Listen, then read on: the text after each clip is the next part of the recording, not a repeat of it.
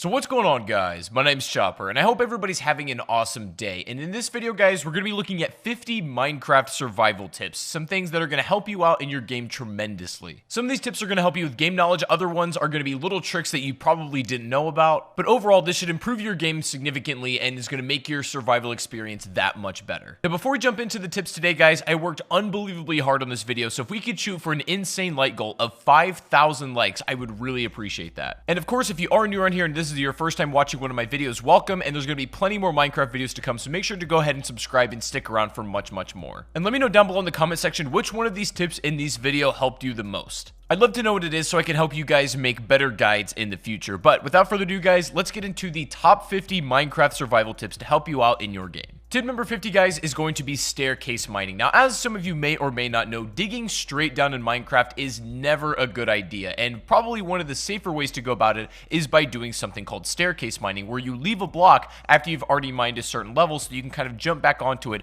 after you've gone deep enough and you want to get out. What this ends up doing is it makes it a lot safer so you don't fall, and also makes it tremendously easier to escape once you're done mining in that particular cave. So in general, I always recommend you incorporate some kind of staircase mining depending on where you're going. Tip number 49 is a nice little trick that will save your life when using a water bucket. Now, in general, I recommend you carry a water bucket, and we're going to talk about all the things you can do that are useful with that a little bit later. But one certainly thing you can do if you're falling from a high up place is to save yourself by placing water at the right moment before you hit the ground. And the way you do this is spam your jump button and also spam your place button as you're falling. And just before you hit that last block, that water should be able to save you and you'll take no damage at all. Number 48 is going to be to isolate your ores when mining. For example, I'm going to show you right here what this could look like if you stumble across some diamonds and they're maybe in a little bit of a rough spot. That could be dangerous if you lose them and you mine them in the wrong spot. The best way to do this is to cut out everything around it so the block is sort of just hovering, and then when you know it's safe, you go ahead and pick up that very valuable ore, because the last thing you'd want to have happen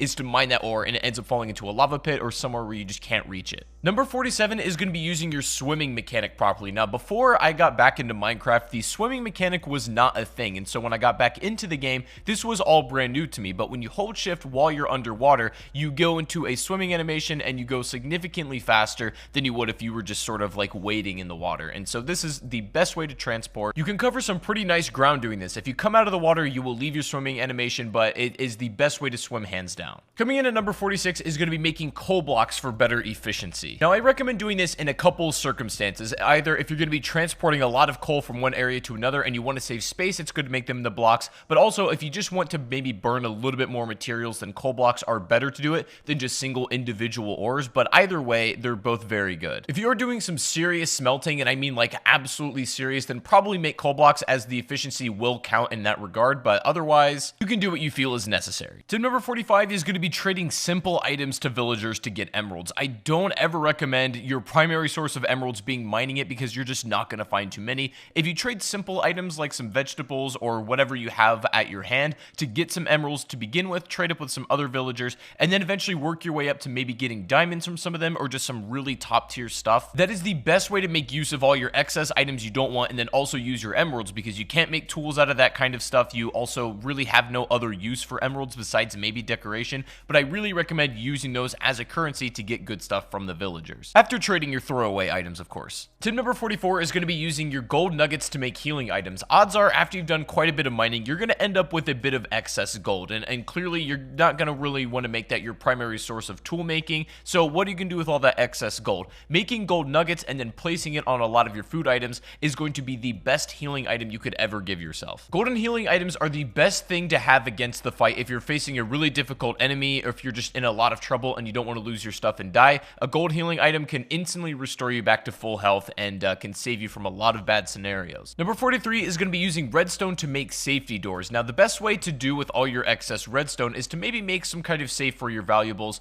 and then make it so only the door will open with an iron door using redstone. You can open it from wherever the trail leads, wherever you want the lever to be to get into that safe, but it's a good thing to hide all your valuables. Number 42, if you're ever exploring underwater and you come across one of these temples, odds are you're going to find some underwater zombies, and these guys can be a little bit tough, and some of them throw tridents, which travel really fast underwater and can just absolutely beam you. Now, and your problem is bows aren't super effective effective down here. However, you can still use them. But what you're going to notice is that your bow drops off significantly while it's in the water, but you can still damage if you compensate a little bit and just aim higher. I don't recommend you fight these things unless you absolutely have to, but that's the best way to go about it to keep them away at a distance, is to compensate with your bow a bit if you're stuck underwater. If you are going to be traveling underwater and swimming and exploring, then if you have armor and enchantments at this point, I recommend going for the ones that are specifically made for the water. For example, you can get an enchantment on your helmet that actually allows you to breathe for longer underwater. You can also get an enchantment on your boot that makes you be able to swim much faster while you're underwater, even if you're in that swimming animation, and it's great. I absolutely recommend it if you're going to be doing any kind of water exploring. Number 40 is kind of an organizational tip that I think will help you in the long run. I recommend when storing food, you have two different chests. You have one for cooked materials and things that are ready to be used,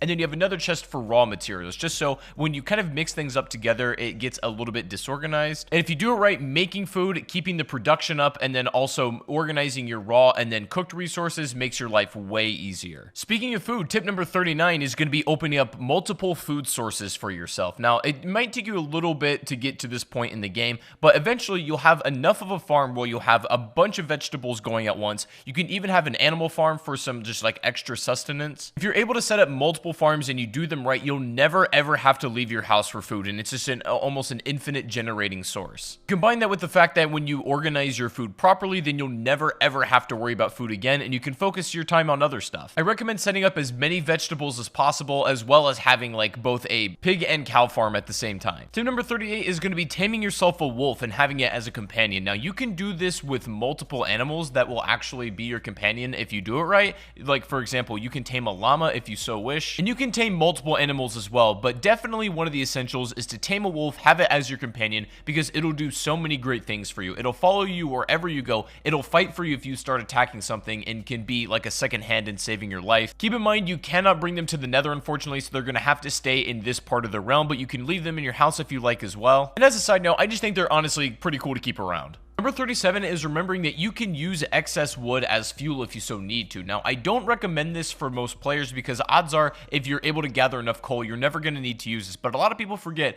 they can burn in the oven using some excess wood they have, and they don't necessarily need to have coal on hand. You can also make charcoal if you need. However, I will say wood has much more utility than just burning it, so make sure you think twice about doing it and only do it if it's your last resource. Tip number 36 is going to be keeping a lava pit as sort of a garbage bin. Now, odds are when you've done enough of survival, you have a lot of excess material that you can just throw away, and there's not really a clear place to do away with it. You might accidentally keep picking it back up and just getting in the way. It's getting annoying, so keep a lava pit somewhere safe. Obviously not by any wood, as it'll catch on fire, but if you keep it around some stone, you can just use this as a trash can to throw all your excess materials away. Tip number 35 is going to be keeping your nether portal safe. Now, it doesn't really matter too much where you put it in like the regular earth realm on Minecraft. Like, you can keep it in your house, you can put it on a hill, whatever you want. What's important is protecting it on the other side when you get to the nether, because what happens is it's going to spawn essentially anywhere in the nether at all. And if as soon as you come out of the nether, you're in danger from like a ghast or something, or there's a lot of enemies around you, it's just in an unsafe place. What I recommend you do is kind of build like a turtle shell defense around your portal, because that's your really only ticket home. You've got to prevent that portal from being destroyed if it's under attack by any means necessary, so building a kind of turtle shell defense around that portal so it doesn't get blown up is the best way to keep it safe. Another thing you can do is build your corners of the portal out of cobblestone so that you save a little bit more of that obsidian if you need to make a secondary portal. Number 34, this is going to sound pretty self-explanatory, but it's still very important, is to make sure you're prepared when you're entering the nether. This means maybe have some enchantments for fire resistance, also have a water bucket, of course. Water bucket is arguably more important than anything you could take to the nether, so make sure you have one